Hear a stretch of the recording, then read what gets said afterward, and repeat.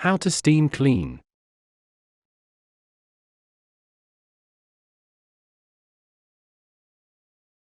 When vacuuming your floors or furniture no longer seems to get them looking clean, it might be time to consider a more thorough cleaning. You can rent or buy a steam cleaner and use it to deep clean many different surfaces, including carpeted, hardwood, and tile floors. The process is relatively simple, but different approaches should be used for different surfaces.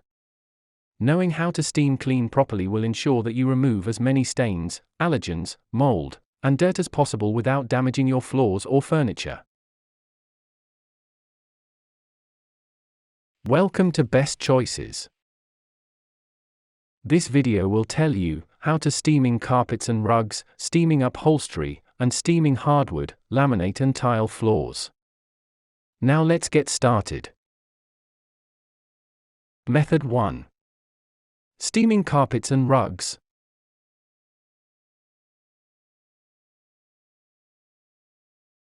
Number 1.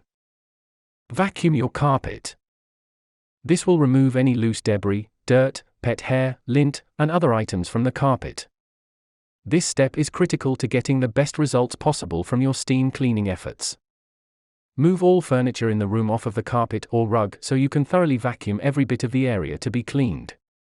Use your vacuum's hose and tool attachments to clean the baseboard areas and corners of the room, which can be hard to reach using a standard upright vacuum. Replace your vacuum's filter, and empty the canister, for bagless, or change out the bag, for bag style before vacuuming.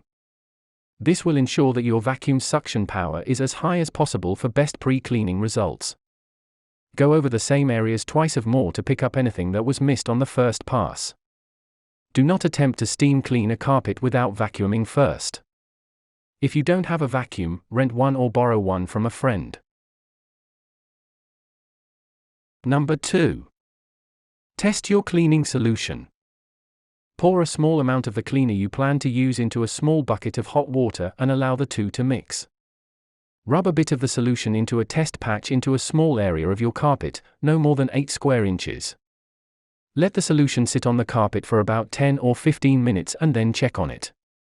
If the carpet appears to be at all discolored, dilute the solution a bit more, then run a second test.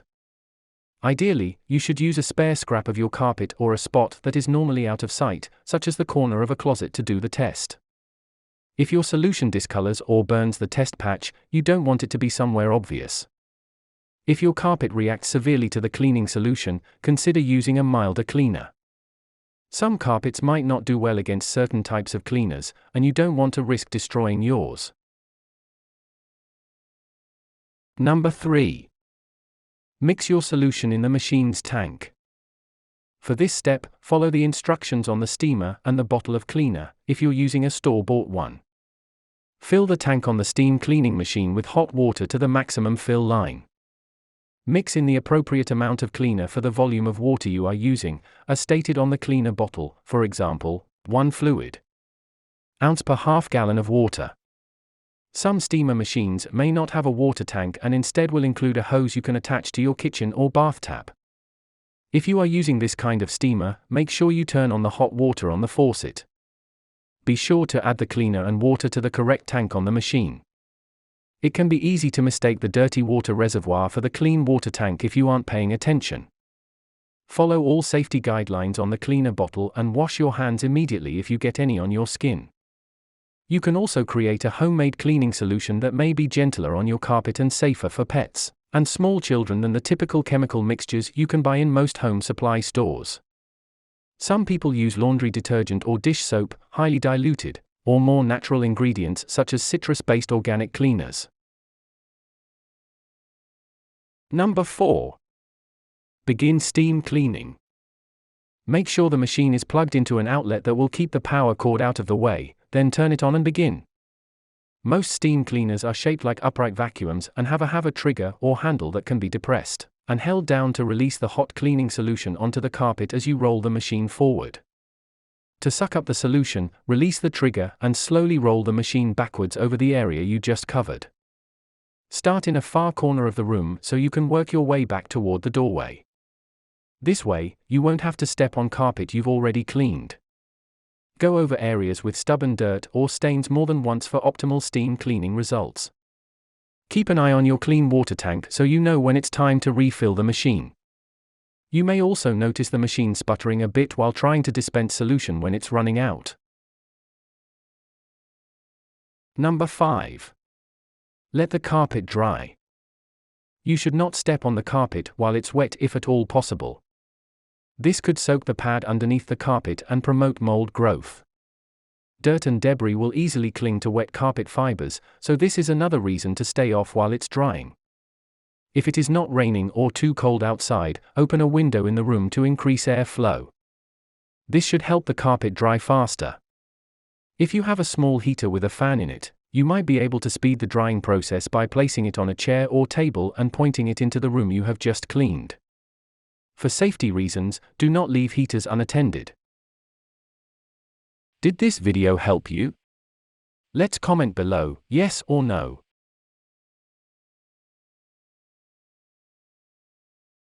Method 2. Steaming upholstery.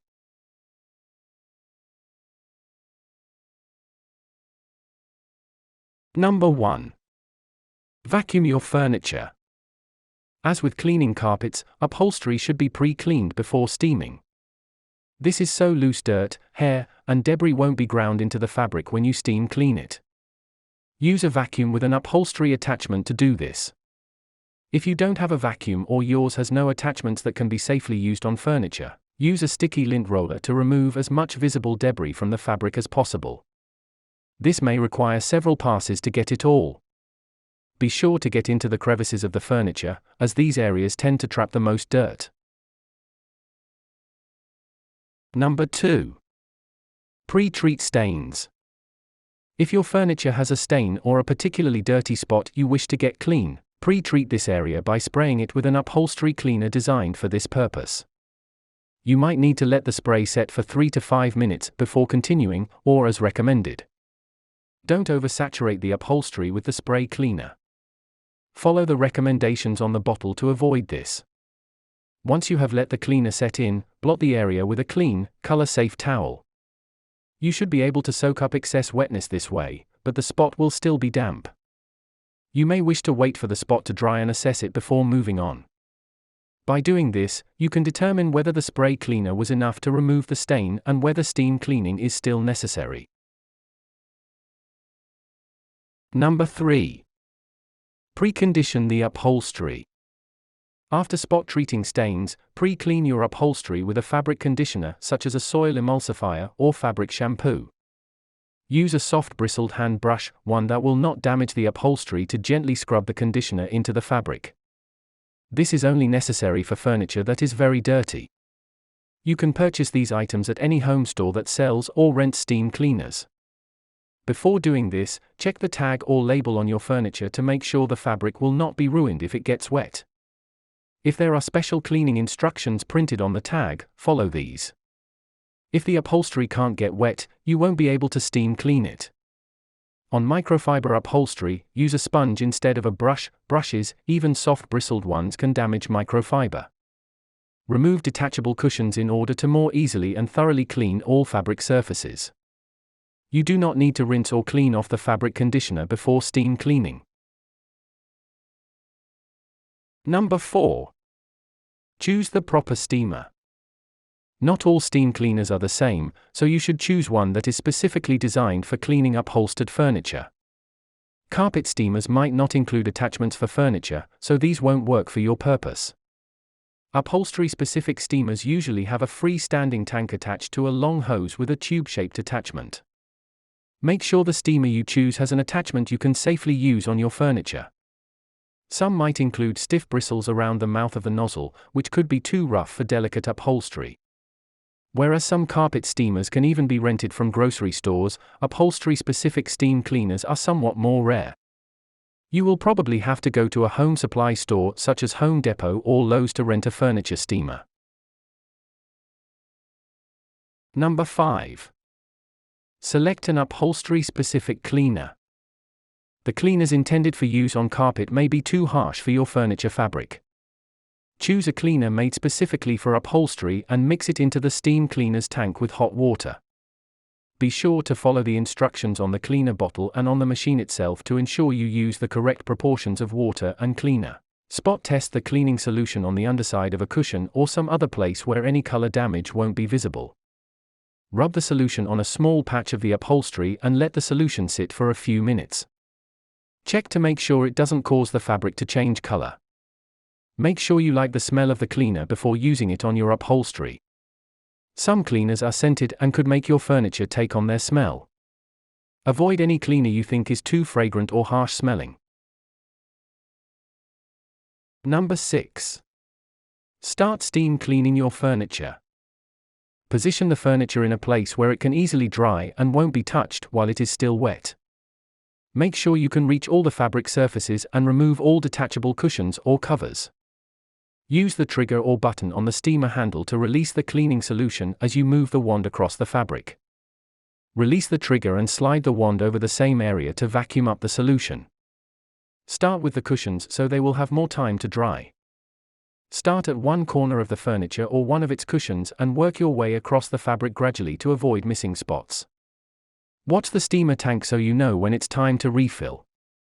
If the machine runs out of solution, you will notice that the fabric no longer looks wet after holding down the trigger. Number 7. Let the furniture dry before using it. If possible, and if the weather is not too wet or cold, open a window or door near the furniture to help it dry faster. For cushions, consider propping them up against a clean surface in a place where they will be in direct sunlight. Use a small heater and/or fan to speed up the drying process if you live in a humid or rainy climate. Don't place heaters too close to furniture, or they could damage or burn the fabric. Don't leave heaters unattended. Keep cushions and covers off the furniture until everything is completely dry. It may take an entire day or more for cushions or padded surfaces to dry completely, as they tend to soak up water. If possible, hang your cushions up while they dry so they do not sit on a damp edge for too long, which will make it harder for them to dry. If you cannot do this, rotate them every hour or so wherever they are sitting to make sure all surfaces get good exposure to the air. Did this video help you? Let's comment below, yes or no.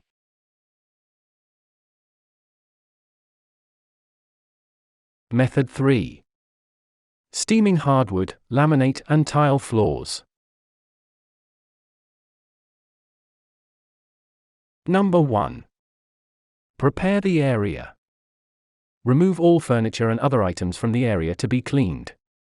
Sweep or vacuum the floor thoroughly and be sure to get any loose debris, dirt, hair, etc. out of the corners and away from baseboard edges. It is important to remove grit, rocks, sand, and other rough particles from the floor before steam cleaning, as these can leave scratches. If vacuuming, use the hard floor setting to remove as much dirt as possible. You may need to use handheld attachments to get into the corners or right up against baseboards. If the floor you are cleaning is right next to an outside door, put a note on the outside of the door that lets people know not to walk on the floor while you're cleaning it. Number 2. Select a hard floor steamer. Steam cleaners made specifically for hard surfaces will provide the best results, so choose one made for this purpose when buying or renting a machine. Most are the upright style, resembling a standard vacuum. Hard floor steam cleaners are usually lighter weight and less bulky than those made for carpets and do not spray water directly onto the floor. Not all hard floor steam cleaners are safe to use on wood floors. If you intend to steam clean a wood floor, make sure your steamer is approved for this. Hard floor steam cleaning is usually done using only hot water, no cleaning solution. However, if you need to remove stubborn stains or sanitize your floor, you can mix in a neutral pH floor cleaner. Only do this if the steam cleaner specifies that cleaning solutions can be used with it.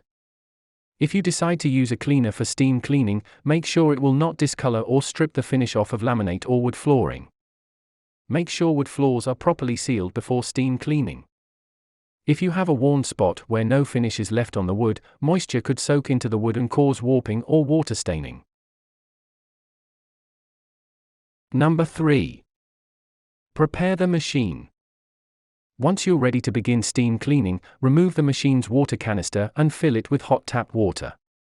Check the machine's filter to make sure it's clean, rinse it off in a sink or bathtub if it's dirty. Reattach the canister and turn the machine on, heating the water until it begins to form mist.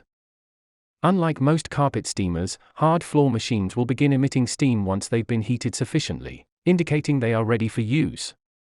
If you mixed a cleaning product into the steamer, try not to breathe in the steam, as it may contain particles from the cleaner. Number 4. Pre-treat tile grout. If you are cleaning a tile floor with stained or dirty grouting, you may want to pre-clean the grout before steaming it. Use a specially made grout cleaner and scrub it on with a stiff bristled brush, made of nylon or brass, for example. Wipe off the surface with a damp rag or cloth once you've sufficiently scrubbed it. This can be a very time-consuming and tedious task. In many cases, steam cleaning will be enough to get the grout clean, so only do this if you have extremely dirty or unsanitary tile grout. You do not need to get the surface totally spotless before steaming, as this process will clean away any residue left from your grout pre-treatment. Some tile floor steamers have attachments specifically for cleaning grout. These often include handheld attachments with stiff bristles on the end of a narrow wand that you can use to scrub the grout as the machine emits steam. This is a good way to pre-treat grout before steaming the rest of the floor. Number 5. Steam your floor. Once the machine is heated up, slowly push it along the floor like you would a push broom. Steam is given off at the base of the machine and moistens the floor, but does not soak it as you push it forward. Pull the mop back across the steamed area to allow the cleaning pad to mop up any excess residue. Start on one side of the room and work your way across to the other, moving backward as you go so you don't step on the freshly cleaned surface. Let the floor dry by itself before you walk on it or put furniture or rugs back into place. It is not necessary to towel dry it. Open doors and windows, weather permitting, to speed drying. You can also place a fan near the clean floor to improve airflow through the room. Did this video help you? Let's comment below, yes or no. Tips. 1. Always check the manufacturer guidelines for cleaning before steaming floors or upholstery. 2. Steam cleaning can remove pet dander, bacteria, and mold, so this is an especially effective cleaning method for people who are sensitive to lots of allergens. 3. Machines available for rent from home supply stores tend to be large and designed for industrial use. These can usually handle a greater volume of cleaning solution than the personal, home-use types of machines. 4. The greater suction power of industrial machines can help your carpet or upholstery dry faster. Warnings. 1. Wear eye protection and rubber gloves when handling toxic chemical cleaners to avoid coming into contact with them. 2. Wear a painter's mask or other mouth and nose cover if you are using chemicals with strong odors. 3. Some carpet and upholstery cleaning solutions contain harsh chemicals. If you have children or pets, use these cleaners with caution or consider using milder solutions that do not contain hydrogen peroxide, or diluted lemon juice instead of chlorine or bleach. Did this video help you? Let's comment below, yes or no.